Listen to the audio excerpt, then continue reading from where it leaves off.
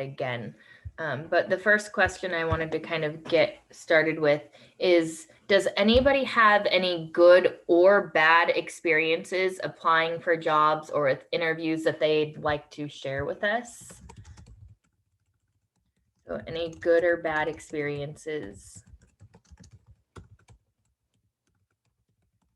applying for jobs or with an interview?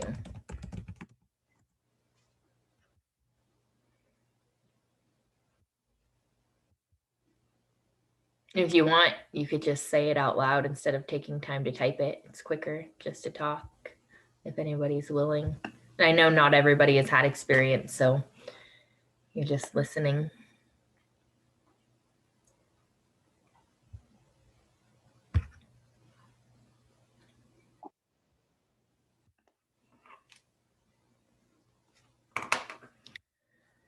A little bit more time for that one in case somebody's typing it out, because it's not a super quick response like some of these.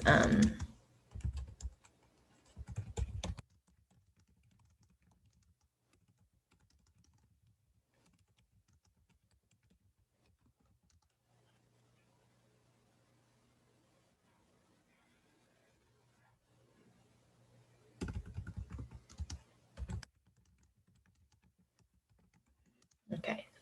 So I got hired on the spot, so that happens sometimes. Applied for a job, they didn't see I wasn't 18 until we got to the interview, and that's frustrating. Because that's something that's on your application as your age. So if that's a requirement, it should be listed in the job description, and or they should know that. Some of the things we talked about in my class yesterday, some people were sharing, they went to like an open interview at, I think it was Safeway, where it was every Thursday or something. You could just drop in, and they had certain hours rather than just setting up one-on-one interviews.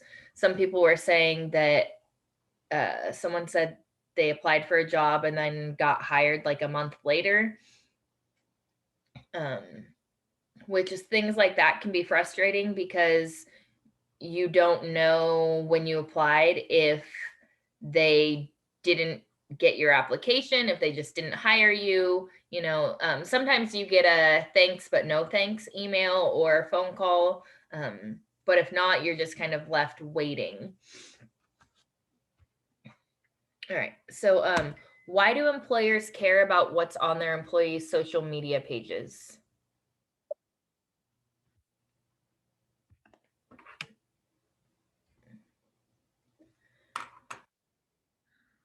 So why do employers care about what's on their employees' social media pages?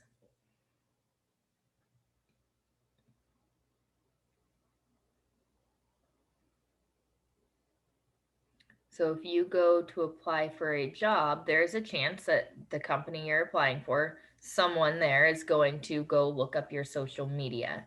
And this might not be entry-level jobs. Maybe if you're getting a job at Safeway or Rayleigh's or In-N-Out, McDonald's, I'm not sure, but career-wise, yes, there's a good chance that they're going to go look at your social media pages.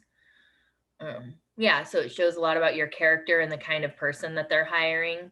It indirectly reflects the employer and who they're willing to work with. If there's something inappropriate, they don't want that to reflect their business. They want a good worker, not someone who's doing inappropriate things. Yeah, so you are essentially a representation of that company. So just something to keep in mind.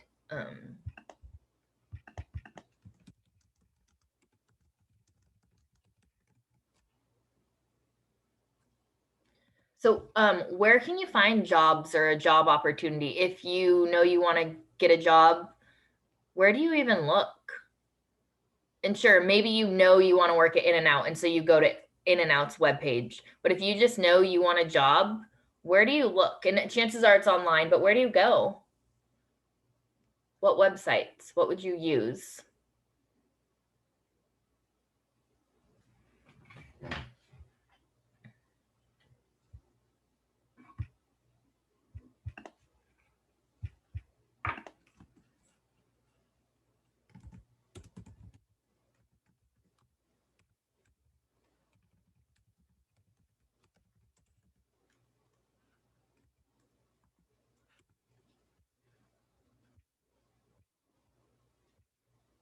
Okay, so a few people have said Indeed, Monster,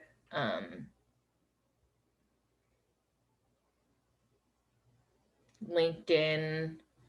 You can just search jobs for teens near me. That works. If you know what kind of job you want, you can search that as well. Yeah, and a lot of these websites, you can put in different filters. All right, let's see.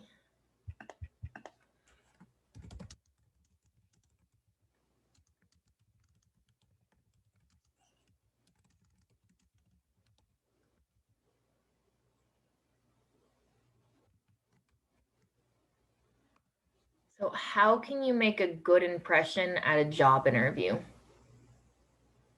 What can you do?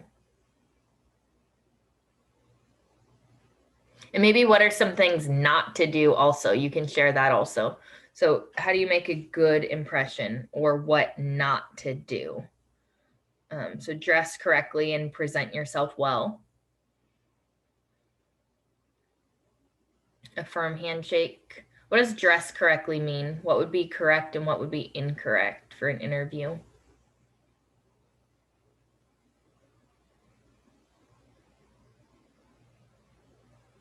Posture and eye contact, formal dress, button down, tucked in. Ask them what a successful employee looks like.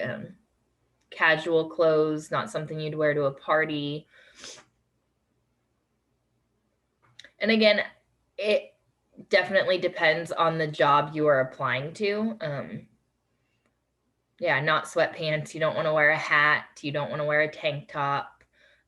Typically speaking, you don't want to wear jeans. You want to do more business attire. Again, but it depends on where you're applying to. If you're talking about your career in a big company, maybe a suit is more appropriate. Just something to think about. But yes, eye contact, talking politely, talking with confidence.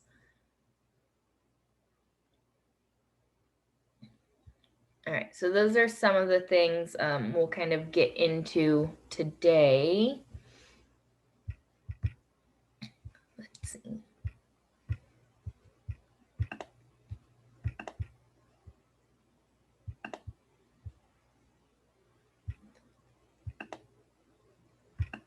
Okay, so oops, let me just go back one slide. So this is section 3 today. If you want to get that title copied down, post-secondary job application skills and tools. So last section in chapter 1. So we're going to discuss strategies to find and apply for jobs, how to successfully apply for a job, and then discuss entrepreneurship for those of you interested.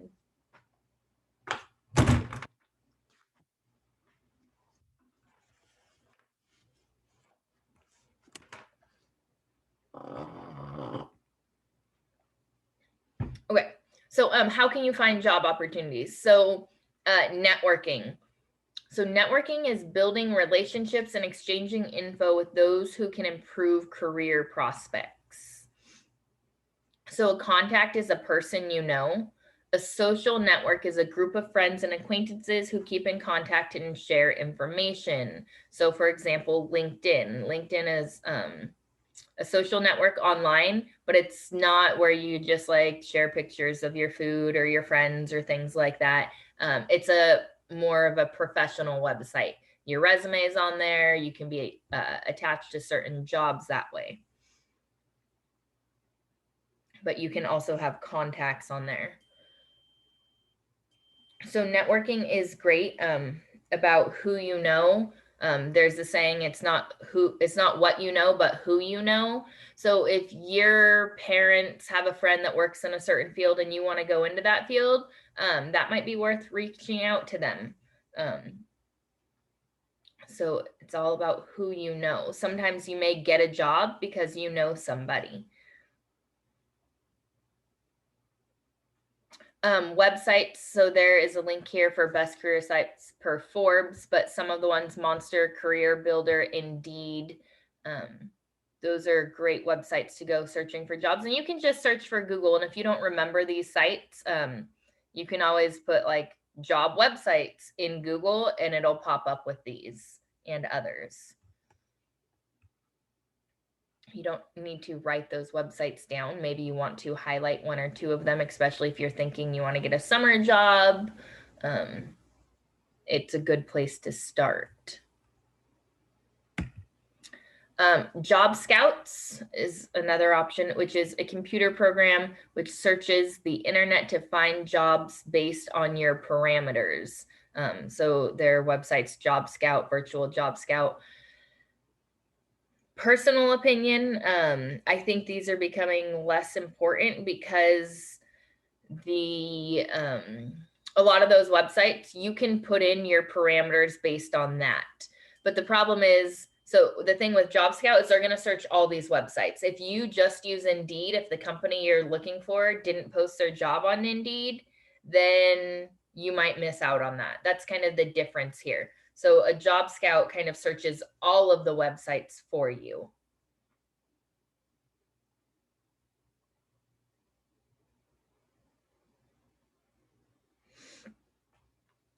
Job fairs, I'm not sure if you've heard of them. Maybe you've been to like the college fair at BHS when we had them, but a job fair, essentially what it is, all these potential employers that are looking to hire come, they set up their table or booth or whatever it is, and you walk around meeting them, possibly applying then.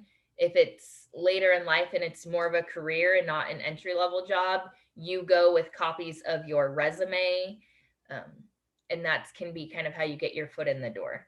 There are employment agencies and headhunters. So a temp agency is an employment agency that provides part-time and full-time jobs on a temporary basis.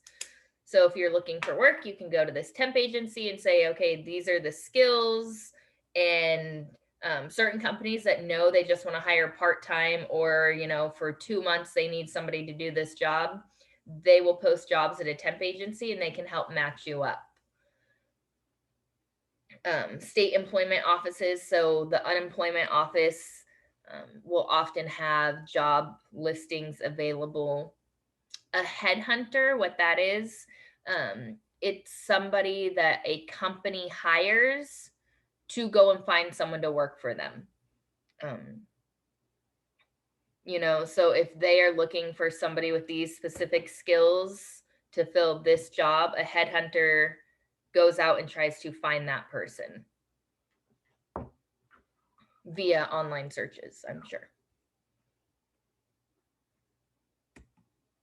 Job shadowing is spending time observing a worker in a type of job that interests you. I fully support checking out a job before you accept it. Again, maybe not your entry-level job. If it's just a summer job, you might not love it. That's fine. That's part of life. Maybe if you have two choices, that's different. But if you're just kind of looking to make a little money on the side and it's just for the summer, that's one thing. But if it's your career and somewhere you're hoping to kind of spend a lot of time, then you're going to want to make sure you enjoy it there. I highly recommend you go check it out. And this could be before or after the interview, and see if it's even a good fit for you. Talk to employees. So yeah, sure, maybe some boss is interviewing you, but talk to the employees. When you go there, do you have a good vibe? Does it feel like people enjoy their job? Are they all miserable? It's something, again, I cannot stress enough that I think that's important to do. When I was applying at BHS, when I was leaving my old school, that's what I did. Even before my interview, before I applied and I knew there was an opening, I walked around, I sat in classrooms, I talked to the teachers, just wanted to know if that was a good place for me. Then there's cooperative work experience. For example, the teaching career path class we have at BHS, which is not available this year because of COVID and being virtual, but there are work experience programs like that to help you find jobs. And then you can also talk to your counselors, teachers, and placement centers. So again, lots of options to look for jobs. Kind of the two biggest ones obviously are going to be websites and then networking, who you know. The other ones, yes, they are available to you, but those first two are definitely going to be the biggest ones.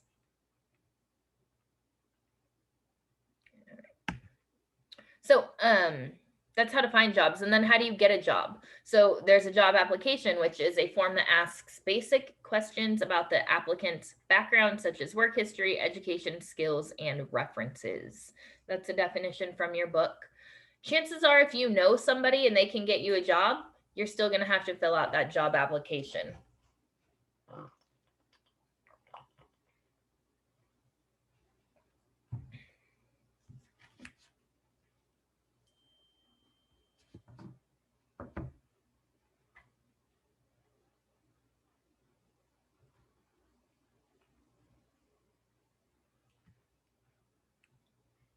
Giving you time to write that down. The next slide is an example of a paper job application, which I know a lot of places are digital now, but some places do still have paper applications.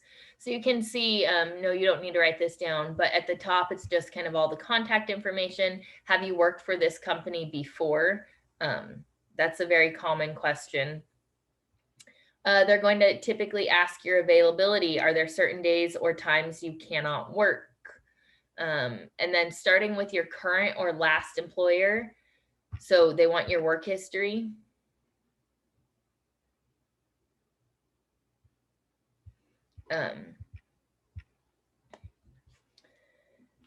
So they want your work history, but again, the most recent thing first. So if you've had 3 jobs, whatever was the most recent, that should be on top. The oldest thing should be at the bottom.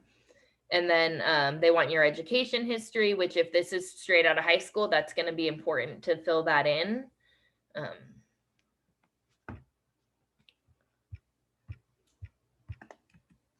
right. But again, if it's online, they're typically going to ask the same things. So a resume, this is the definition from your book, which is a summary of your work experience, education, skills, interests, and other qualifications, your skill set that qualify you for a job opening.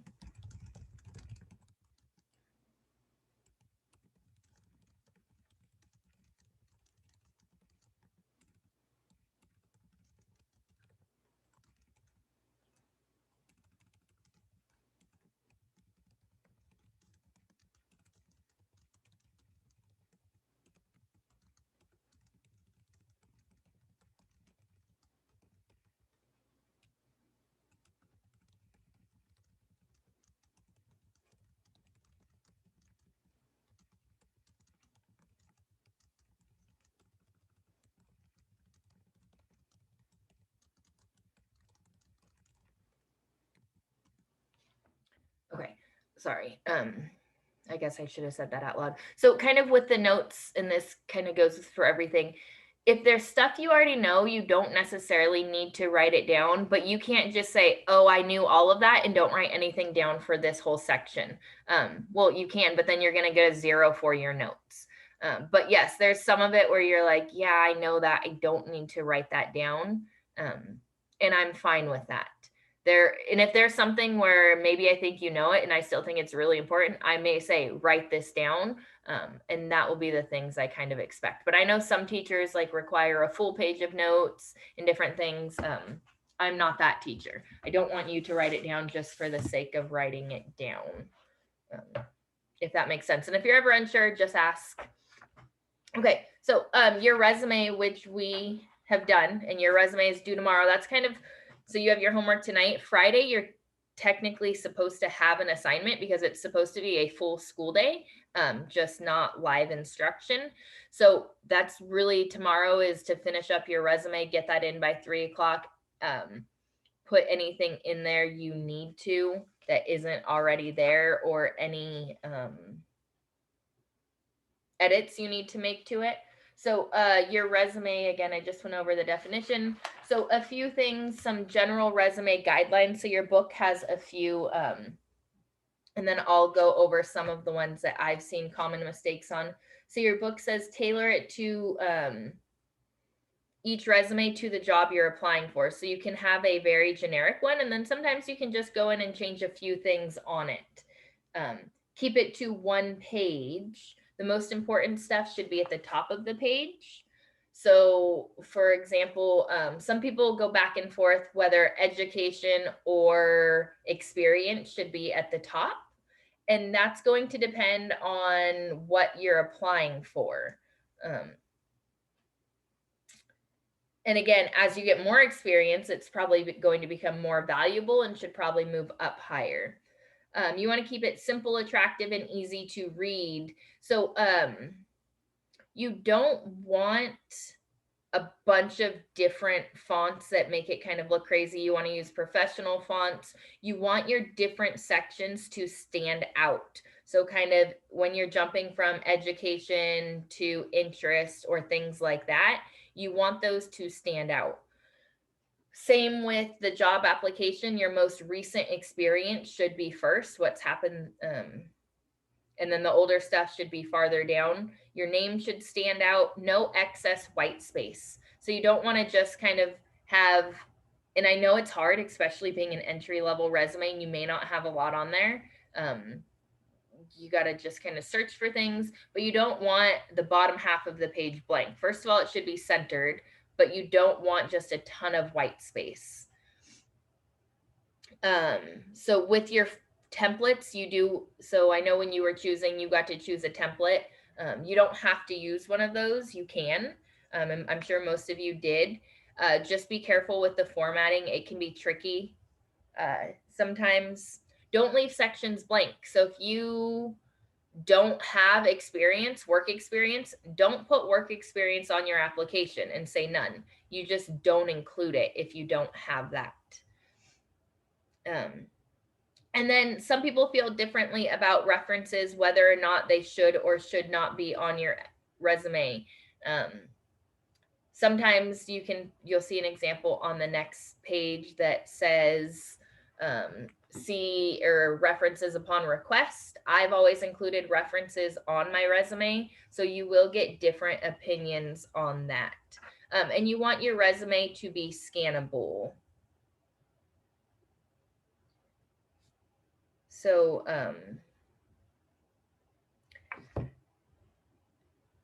recruiters look at your resume, just a quick Google search, and I didn't remember, that's why I was just looking it up on my phone. I knew it was short. They typically look at your resume for 6 seconds. 6. That's it.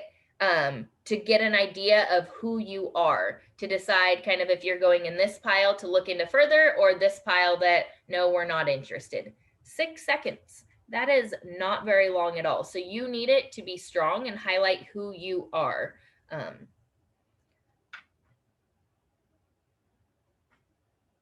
So crazy to think about. Okay, sorry, and that was, I guess, outdated. That was in 2012. They say today's recruiters, now it's an average of 7.4 seconds.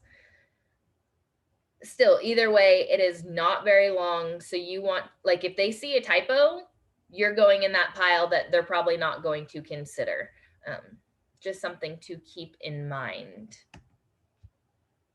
So this is an example of a resume. If you search on Google, you can find so many different examples. Their career objective, education experience. Again, this one says references upon request. Notice how the different categories stick out. Different font, it's possibly bigger, it's bold, it's capitalized. The name sticks out. You don't put personal information like your age on your resume. You do have all of your contact information. Some people include skills as one of their main sections. If you have kind of a lot of skills and you're well versed, you can kind of bullet point those, which they have relevant skills here, but it's under their education, maybe because that's where they got all of them. That's just an example. So how do you actually get a job? Continued. So you have a resume, you fill out your job application. Not all jobs require a resume, especially, again, entry-level jobs. More career jobs are also going to require a cover letter, which is a letter that accompanies a resume introducing the applicant to a prospective employee. The cover letter is not very long. They're typically 3 paragraphs, and we'll see an example, and I will talk about those 3 different paragraphs on the next slide. And then you have an interview, a face-to-face meeting with a potential employer to discuss a job opening. So you can look into job interviews, typical questions that are asked. Why do you want to work for this company? So you should know a little bit about the company. Hopefully your views and values are aligned with theirs. You may want to, it is suggested that you have questions at the end of every interview. They will say, do you have any questions for us? It's a good idea to have questions ready. Things you want to know, maybe you can't find online. And maybe one question is, can I come talk to employees? Can I come tour this place? And then some jobs will also require different testing or certification requirements.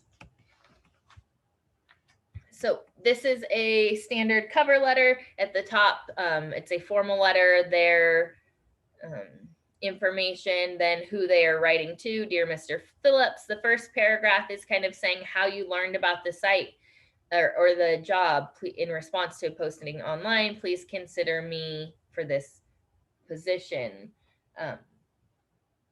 So straightforward. Sometimes you might add 1 or 2 more sentences about why you're a good fit, but that middle paragraph is really selling yourself, highlighting your resume, things that stand out about you. You don't want to put everything from your resume there, but you want to put the biggest things that are applicable to this. This says you want someone to work on weekends, I'm available, saying how you fit what you've seen. And then the last paragraph just says, you know, I'm available now. I want to begin work. Here's how you can reach me. I look forward to hearing from you. So again, kind of how you heard about the job, why you're a great fit, and then thank you for your time, basically. And then there's the follow-up. So contact with a prospective employer after the interview, but before hiring. So you may want to send a thank you note to anyone with whom you've interviewed, especially if you want the job. And by thank you note, nowadays, I'm sure that means thank you email. So if you've had an interview, you know, you can follow up with them and say, thank you for taking time to meet with me. I hope I'm what you're looking for, and just kind of really thanking them, showing who you are. All right, and then last thing here, a couple more slides. What is self-employment? So based on your vision boards, there are several people interested in owning a business. So an entrepreneur is a person who takes the risks of being self-employed and owning a business. So there are pros and cons of self-employment. Can you guys tell me what any of those pros and cons are? Just in the chat real quick, or out loud. It's quicker out loud. I can talk a lot faster than I can type. Maybe you guys can type really fast. But what are some pros and cons of self-employment, having your own business?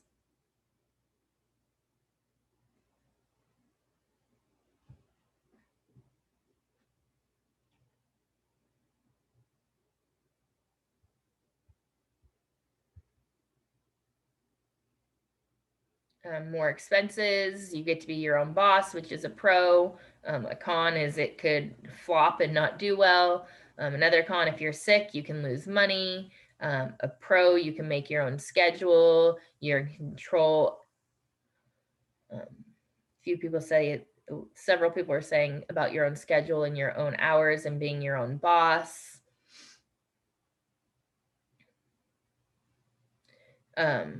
Depending on what you're in, you might not make a lot. That's very true. So yes, some business owners are very successful and some just make enough to get by. You can choose the work you want to do, which you can hopefully choose the work you want to do, the type of work anywhere, but owning a business, you definitely have more control. So profit, this is an equation here, which on Monday we're going to do some math finally. Profit is revenues minus expenses. So revenues is money you bring in, and expenses are what it costs you. And so profit is how much money you get after that. So yeah, some of those cons, like you guys were saying,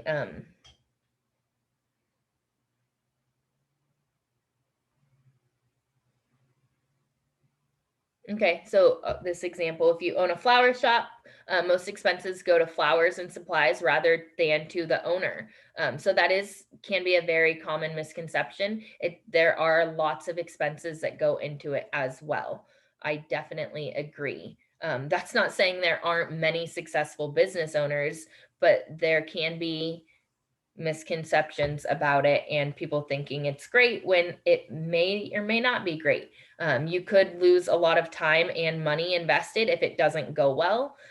It's especially time consuming, I think, at the beginning when you're getting a business up and running. And yes, you're your own boss and you make your own schedule, but what happens if someone works for you and they call in sick? Well, now your schedule's changed because you are the one that has to go cover and make sure that your business is staying afloat. So there is a lot to it. And if that's your goal, that is awesome. Personally, I know it's not something I would ever be cut out to do, and that's just not for me. My brother owns his own business, and I've just seen kind of what goes into that. And not something that interests me. And some people, that's what fits them. And that's awesome because we need business owners.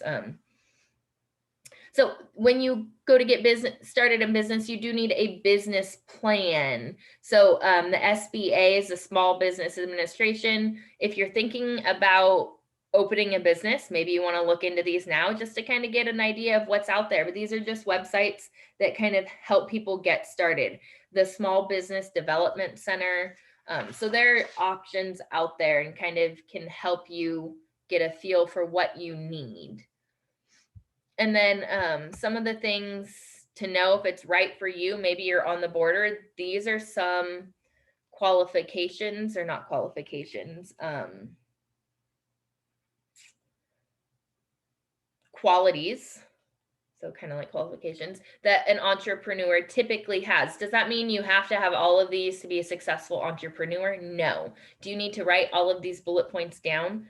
No, not necessarily. Some of this may be what you think as common knowledge. So an entrepreneur should be self-motivated though. They have to be the one going out and doing it. No one's going to do it for you. Do you like people? Well, maybe you don't like people, but you like them enough to do what you have to do for your business. You have to be a leader. You have to take responsibility. If something doesn't go well, you're the one that it falls back on. Even if it was one of your employer's fault, it still represents your company and you are responsible. Hopefully you're a hard worker. Do you make decisions quickly and easily? I know I struggle with that, but again, I don't think that's a make or break it thing for business owners, but sometimes you have to make decisions without all of the information. Are you trustworthy and persistent? So hopefully you're trustworthy. People want to build trust and be able to depend on you. Are you persistent? So you have to stick with it even when things get tough. You can't make excuses. And do you keep good records? So you have to be accountable for all of those expenses and revenues. So you want to be able to look at that. Sure, you can hire somebody to keep your records for you, but then that's an additional cost. And at the beginning, you might not have money for that. Just some things to think about. There's a lot that goes into it, but it is an awesome goal if that is what you want to do and you know you have a skill that you can do that for. But that is our last slide for chapter 1. So your homework tonight is, I don't remember what numbers, 1 through 18 on page 33. So remember, tomorrow and if you finish this right now, since it's just after 10:30, if you finish all of this today, feel free to turn it in today. It is due by 3 p.m. tomorrow. So your assignment, the way your one Google Doc should look, it should be your notes from section 1, either typed or pictures of them, then your questions from section 1, then your notes from section 2, questions from section 3, or 2, notes from section 3, questions from section 3, all in one Google Doc or on slides if that's easier for you. Or you can, if you're handwriting them, you can use the Notes app in your phone and take pictures and turn it into a PDF. I think that is sometimes easier because I know the images, Google was having a problem loading some of them. So there's that. And then your resume is also the other thing due tomorrow. Tomorrow for your attendance, there is going to be a 3-question multiple choice survey, just kind of asking what you're looking to get out of this class, what interests you that you want to learn more about, and what you don't care to learn about.